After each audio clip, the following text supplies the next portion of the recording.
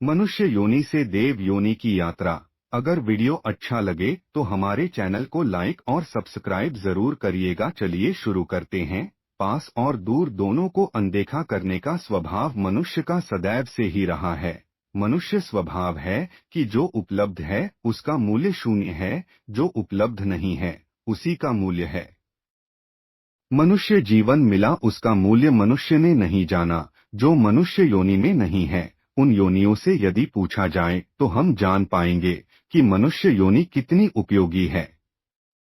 अनेकोनेक योनियों में भटकने के बाद हम जिस योनि में आए उस योनि के प्रत्येक क्षण को हम खाने, पीने और सोने में व्यर्थ कर रहे हैं।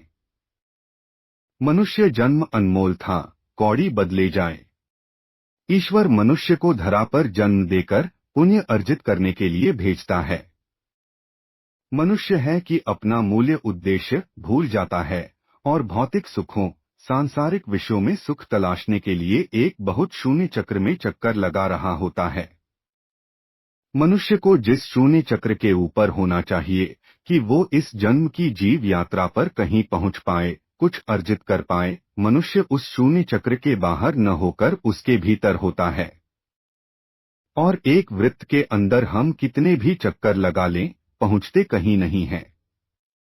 ऐसे ही सब बस भाग रहे हैं, चल रहे हैं, चक्कर काट रहे हैं, पर एक वृत्त के अंदर है, एक शून्य के अंदर है।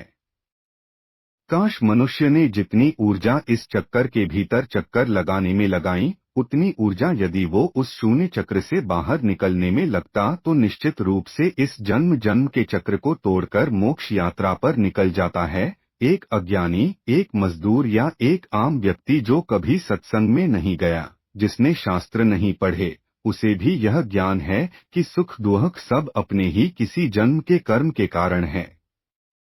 एक अज्ञानी भी यह जानता है कि ईश्वर हमारे अंदर है, प्रत्येक जीव में एक आत्मा है। ईश्वर को पाने का सबसे सरल मार्ग पुण्य मार्ग पर आगे बढ़ना है। पुण्य सत्संग और संगति से आता है, शास्त्रों के अध्ययन से आता है, धार्मिक ग्रंथों को पढ़ने से आता है। मनुष्य जीवन सत्मार्ग पर चलते हुए महान बनने के लिए है। मनुष्य को मनुष्य योनि से आगे बढ़कर देवयोनि में प्रवेश करने का प्रयास करना चाहिए। मनुष्य योनि में आकर भी जो सिर्फ अपना और अपने परिवार का ही भला करता है, वह मनुष्य योनि से ऊपर कभी नहीं उठ पाता है। अपने साथ जो अनेकों को देव योनि के मार्ग पर अग्रसर करता है, वही सच्चा मनुष्य है। उसी ने मनुष्य योनि को सार्थक किया है। जहाँ प्रत्येक मनुष्य के पास एक अवसर होता है कि वो मनुष्य योनि को देव योनि में बदल दे, वही मनुष्य इस अवसर को खो देता है। क्या होता है, ठीक उसी प्रकार एक मनुष्य में ईश्वर तत्व समाया होता है।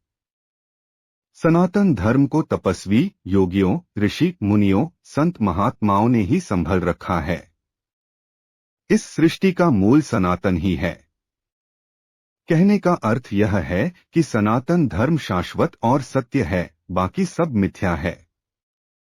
जिस प्रकार एक हिरन कस्तूरी की तलाश में वन वन भटक रहा होता है, जबकि कस्तूरी उसके अंदर ही होती है, ठीक वैसे ही हम सब ईश्वर को यहाँ वहाँ तलाश रहे हैं, जबकि ईश्वर तत्व हमारे अंदर ही है। सिद्धि और महासिद्धि पाने वाली ज्ञानियों ने भी यही जाना है कि ईश्वर हमारे अंदर ही है, हमारे चारों ओर है। भगवान श्री कृष्ण जी ने भी गीता में कहा कि जिसकी जैसी श्रद्धा होती है उसे वैसा ही मिलता है। जिसने अपने व्यक्तित्व को महान बनाया है, महानता के मार्ग पर जो चला है, उसे महानता प्राप्त हुई ही है। जीवन में अज्ञान का अंधकार हो तो व्यक्ति रस्सी को भी सांप समझ लेता है। जैसे ही कमरे में प्रकाश हो जाए तो रस्सी और सांप का अंतर समझ आ जाता है। हम सभी पर आसपास के माहौल का असर पड़ता है। कोई शावक यदि भेड़ों के झुंड में पीला बढ़े तो शावक का व्यवहार भी भेड़ों जैसा हो जाता है। आत्मबोध, आत्मचिंतन ही सच्चा प्रकाश है। जिस दिन आत्मबोध हो जाता है, उसी दिन उसके जीवन का भटकाव रुक जाता है। मनुष्य मन पर जन्म जन्मांतरों के कर्मों की जो धूल चढ़ गई है उसे ज्ञान के प्रकाश से ही हटाया जा सकता है। जिस प्रकार एक जलते कोयले पर राख बैठ जाती है तो जलता कोयला भी राख प्रतीत होता है। उस कोयले के ऊपर से राख की परत हटा दी जाए तो कोयले में छुपी अग्नि स्पष्ट सामने आ जाती है। ठीक उसी प्रकार हम सबके मन पर भी लोभ मोह और माया की कालिख लग गई है, जिसे आध्यात्म के ज्ञान से हटाया जा सकता है। अच्छे वैवाहिक जीवन के लिए भगवान विष्णु जी की